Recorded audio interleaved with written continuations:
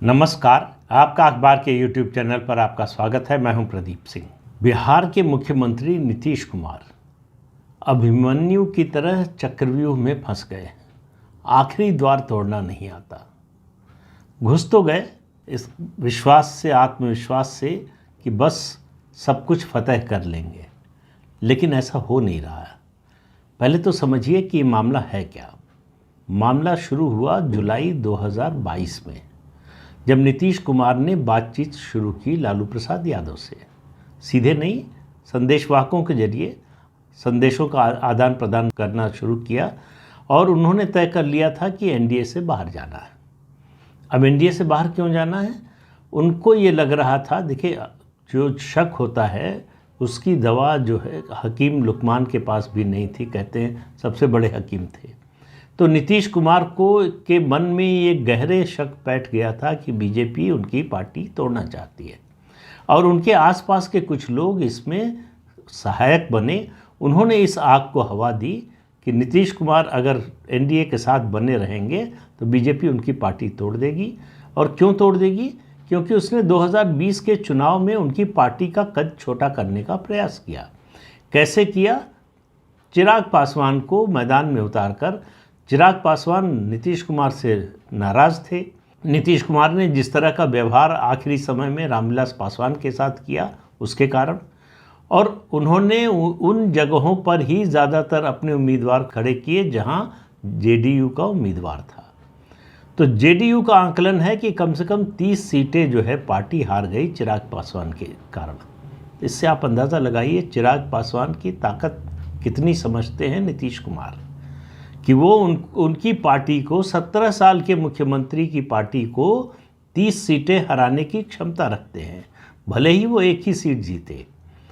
तो अगर ये सही है, जो आरोप है नीतीश कुमार का, अगर वो सही है तो हुआ ये कि उनकी पार्टी की 43 सीटें आई, 43, और बीजेपी की 74 सीटें आई, 74। बीजेपी नंबर 1 पार्टी हो गई, जेडीयू नंबर 2 हो गई। इसके बावजूद पहले चुनाव से पहले वादा किया था बीजेपी ने, तो नीतीश कुमार को मुख्यमंत्री बनाया। खिसियाते हुए, उनको लग रहा था कि ये ठीक नहीं हो रहा है, लेकिन नैतिकता अगर सत्ता को छोड़कर आती हो तो नीतीश कुमार को मंजूर नहीं। बाकी राजनीति में नैतिकता की बात करते हैं, लेकिन सत्ता नहीं जानी चाहिए, और सत्ता में भी मुख्यमंत्री का पद नहीं जाना चाहिए। उनको इससे कोई मतलब नहीं कि उनकी पार्टी सत्ता में रहे नहीं रहे, वो खुद मुख्यमंत्री रहेंगे या नहीं, इससे उनके सारे फैसले होते हैं। तो उनको लग गया कि हमको अल्टीमेटली अगर पार्टी तोड़ी तो मुख्यमंत्री पद से भी हटा देगी बीजेपी। तो नया ठिकाना उन्होंने तलाशना शुरू किया और फिर पलटी मारी। तो आरजेडी से जो बातचीत शुरू हुई उसमें उनकी एक शर्त थी कि उनको मुख्यमंत्री पद पर बने रहने दिया जाए। लालू प्रसाद यादव को नीतीश कुमार की लॉयल्टी पर या उनके टिके रहने पर संदेह था। उनको था कि ये फिर पलटी मारेंगे, और उनको विश्वास नहीं था कि इन पर भरोसा किया जाए कि ये आएंगे और मुख्यमंत्री इनको बने रहने देंगे, उसके बाद ये पलटेंगे नहीं। तो नीतीश कुमार को ये कहा गया कि 1 साल तक मुख्यमंत्री बने रहने की गारंटी है, उसके बाद आपको तेजस्वी यादव को गद्दी सौंप देनी पड़ेगी, और 2025 का विधानसभा चुनाव तेजस्वी यादव के नेतृत्व में होगा। दूसरी बात, अब नीतीश कुमार को पता था कि एक बार मुख्यमंत्री पद से हटे तो पार्टी बचाना बहुत मुश्किल है, क्योंकि पार्टी किसी विचारधारा पर आधारित तो है नहीं, एक नेता से पर आधारित है।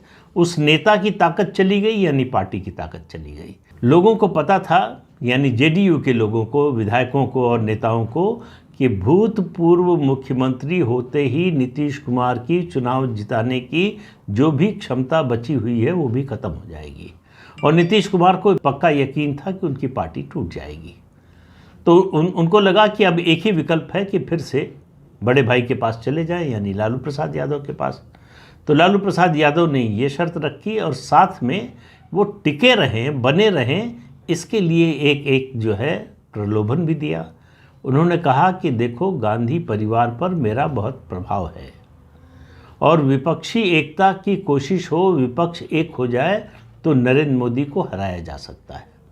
तो कांग्रेस पार्टी की एक सेफोलॉजिस्ट से मुलाकात कराई गई नीतीश कुमार की।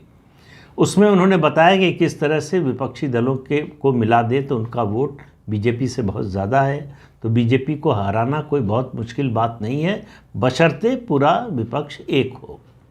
दूसरा, लेकिन इसी से नीतीश कुमार तो संतुष्ट नहीं होने वाले थे, ये सब आंकड़े तो उनको भी पता है। उनसे लालू प्रसाद यादव ने कहा कि आप विपक्षी एकता की पहल कीजिए, शुरुआत कीजिए, तो हमको आपका केस बनाने में, आपकी मदद करने में सहायता होगी। क्या कीजिए, तो विपक्षी एकता की पहल में अलग अलग पार्टियों को जोड़ने की कोशिश कीजिए। मैं जो विपक्षी गठबंधन बनेगा उसमें आपको संयोजक बनवा दूंगा, और मेरी बात को सोनिया गांधी टालेंगी नहीं। तीसरी बात, उन्होंने कहा कि अगर ये विपक्षी गठबंधन सत्ता में आता है तो डिप्टी प्राइम मिनिस्टर आपको बनवा सकते हैं। ये जो मोटे तौर पर जो बातें छन कर आ रही हैं, जो डील समझ में आ रही है, वो ये हुई थी। अब गठबंधन सत्ता में आएगा नहीं आएगा बाद की बात है। नीतीश कुमार की तमन्ना बहुत समय से राष्ट्रीय राजनीति में लौटने की है। आपको याद होगा कुछ दिन पहले जब वो एनडीए का हिस्सा थे तो उन्होंने इच्छा जाहिर की थी, कहा था कि मैं लोकसभा सदस्य रहा, विधानसभा सदस्य रहा, विधान परिषद सदस्य रहा, लेकिन राज्यसभा का सदस्य कभी नहीं बन पाया। तो उनके दिमाग में कहीं ना कहीं राज्यसभा से मतलब था, उनको वाइस प्रेसिडेंट बना दे बीजेपी। बीजेपी ने उस ओर ध्यान भी नहीं दिया, उस पर बातचीत करना तो बहुत दूर की बात है। तो उनको लग गया कि यहाँ से जो है राष्ट्रीय राजनीति में मेरा पदार्पण नहीं हो सकता, और बीजेपी को मालूम था कि इनको राष्ट्रीय राजनीति में हम ले भी आएँ तो ये अगर मुख्यमंत्री नहीं रहेंगे तो ये पटना में जो है वो सरकार चलने नहीं देंगे, तो हमको दोनों तरफ से नुकसान होगा। एक तो बड़ा पद दे दे, ऊपर से सरकार भी न चल पाए, तो ये समस्या जो है रोज़ बार्गेन करेंगे, रोज़ नई नई शर्तें रखेंगे, और एक बार कॉन्स्टिट्यूशनल पोजीशन पर बैठने के बाद उनको हटाना भी मुश्किल होगा। तो इसलिए बीजेपी ने उस प्रस्ताव की ओर कोई ध्यान ही नहीं दिया। लालू प्रसाद यादव ने इसी क्रम में सबसे पहले, नीतीश कुमार ने जब विपक्षी एकता की मुहिम शुरू की तो सबसे पहले सोनिया गांधी से मुलाकात करवाई। हालांकि उस समय सोनिया गांधी नीतीश कुमार से मिलने में बहुत इच्छुक नहीं थी। 5 मिनट की मुलाकात हुई, उन्होंने फ़ोटो भी नहीं खिंचवाने दी। नीतीश कुमार जो है लटका हुआ चेहरा लेकर बाहर आए, लेकिन लालू प्रसाद यादव ने उनको आश्वस्त किया। अब लालू प्रसाद यादव ने आश्वस्त किया तो उनके सामने उसके अलावा कोई चारा भी नहीं था। लालू प्रसाद यादव के साथ रहकर उनको लगा कि मुख्यमंत्री पद पर इतने समय तक बने रह सकते हैं। अब मामला जो है बदल रहा है, और वो बदलाव दिखाई दिया बेंगलुरु की बैठक से।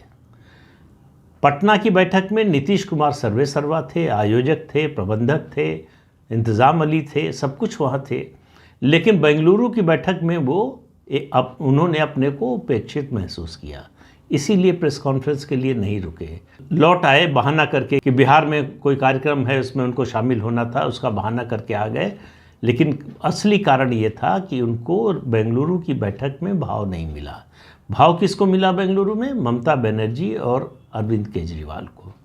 इससे भी उनको थोड़ी निराशा हुई कि अगर इन लोगों को भाव मिल रहा है तो मेरा संयोजक पद का दावा और कमज़ोर हो जाता है। अब संयोजक पद के दावेदारों में 2 प्रमुख लोग नज़र आ रहे हैं, एक ममता बनर्जी और दूसरे जो है वो अरविंद केजरीवाल। अगर अरविंद केजरीवाल इस गठबंधन में बने रहते हैं तो अरविंद केजरीवाल इस आधार पर कि मेरी ही पार्टी ऐसी है पूरे गठबंधन में कांग्रेस के अलावा जिसकी 2 राज्यों में सरकार है, तो संयोजक पद का दावा मेरा बनता है। अध्यक्ष कौन होगा? अध्यक्ष या तो सोनिया गांधी होगी या मल्लिकार्जुन खड़गे होंगे। कांग्रेस पार्टी जो है अभी भी डरी हुई है कि राहुल गांधी को कितना आगे किया जाए। ज़्यादा आगे करने का नुकसान है। कांग्रेस नहीं चाहती कि राहुल गांधी की लीडरशिप को लेकर जो फॉल्ट लाइन है अपोजिशन की पार्टियों में, उसको और बड़ा होने दिया जाए, चौड़ा होने दिया जाए। तो इसलिए उस दरार को वो पेपर से ढक कर रखना चाहती है कि ये दिखाई न दे, तो राहुल गांधी की लीडरशिप मुद्दा न बनने पाए। सारी कोशिश कांग्रेस पार्टी की ये है। लेकिन नीतीश कुमार का क्या होगा? नीतीश कुमार को संयोजक का पद मिलना दिन पर दिन कठिन होता जा रहा है। तो फिर बिहार का जो फॉर्मूला है, जो समझौता हुआ था, उसका क्या होगा? अब आरजेडी की ओर से दबाव है कि उनके लिए, उनको पद खाली करने के लिए। इसका निर्णय मुंबई की बैठक में होने वाला है। मुंबई की बैठक में अगर नीतीश कुमार को संयोजक नहीं बनाया जाता है विपक्षी गठबंधन का, तो उनके लिए सारे दरवाजे बंद हो जाते हैं। तो उनका डिप्टी प्राइम मिनिस्टर का सपना शुरू होने से पहले ही ख़त्म हो जाता है।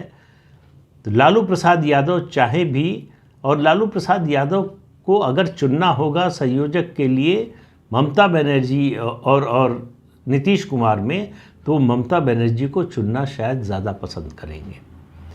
कांग्रेस भी चाहेगी, दूसरे दल भी चाहेंगे कि ममता बनर्जी को साथ रखना।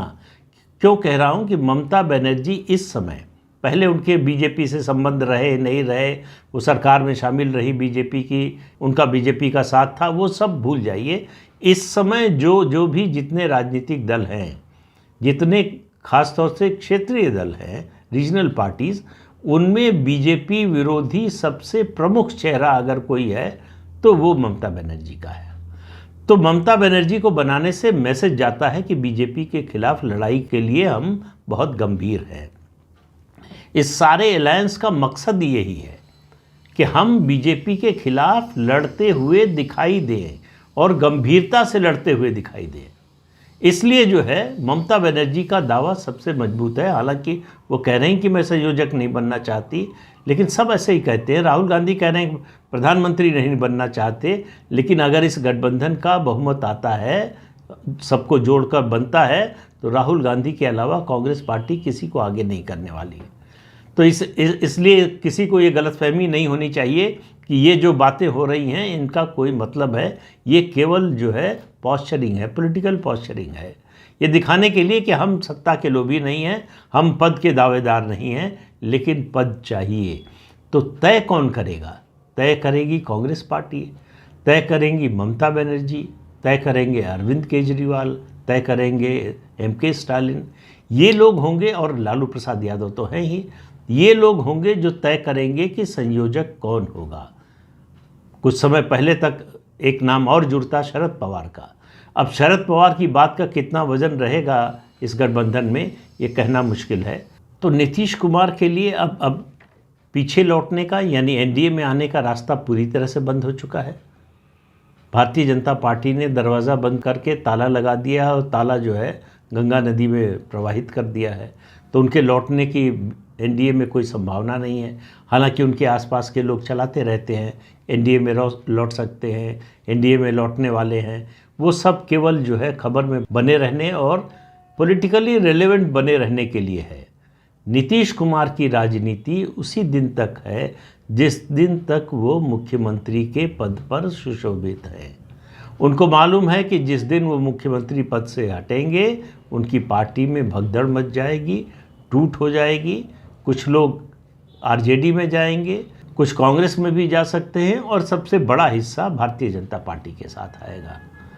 तो इसलिए मुख्यमंत्री पद पर किसी हालत में बने रहना चाहते हैं, या कोई बड़ा पद दिखाई दे रहा हो।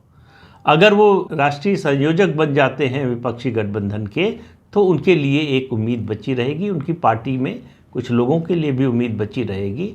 लेकिन अगर मुंबई की बैठक में नीतीश कुमार संयोजक नहीं बनते हैं, तो आप समझिए कि नीतीश कुमार की राजनीति की समाप्ति का काउंटडाउन शुरू हो जाएगा। कितने दिन में पूरा होगा पता नहीं, लेकिन इसका फैसला कौन करेगा? इसका फैसला सिर्फ और सिर्फ लालू प्रसाद यादव करेंगे। अब सारे पत्ते उनके हाथ में हैं, उन्हीं को तय करना है कि अब नीतीश कुमार का राजनीतिक भविष्य क्या होगा। नीतीश कुमार के हाथ में अपना राजनीतिक भविष्य तय करने की न तो ताकत बची है और न ही इच्छा शक्ति बची है। चाहेंगे ज़रूर कि मुख्यमंत्री बने रहें, लेकिन तेजस्वी के दावे को लंबे समय तक नज़रअंदाज नहीं कर सकते। अगर वो संयोजक नहीं बनते हैं, तो आप मानकर चलिए कि अगले कुछ ही समय में तेजस्वी यादव को आप बिहार के मुख्यमंत्री के रूप में देखेंगे। उसके बाद शुरू होगा राजनीतिक अस्थिरता का दौर। कौन सी पार्टी से कौन टूटेगा, कहाँ जाएगा, ये आज कहना मुश्किल है, लेकिन निश्चित रूप से पार्टियां टूटेंगी। जेडीयू टूट सकती है, कांग्रेस पार्टी टूट सकती है। बिहार की बात कर रहा हूँ सिर्फ। दोनों पार्टियां जो है टूट सकती हैं। अब ये निर्भर करेगा कि भारतीय जनता पार्टी चाहती क्या है।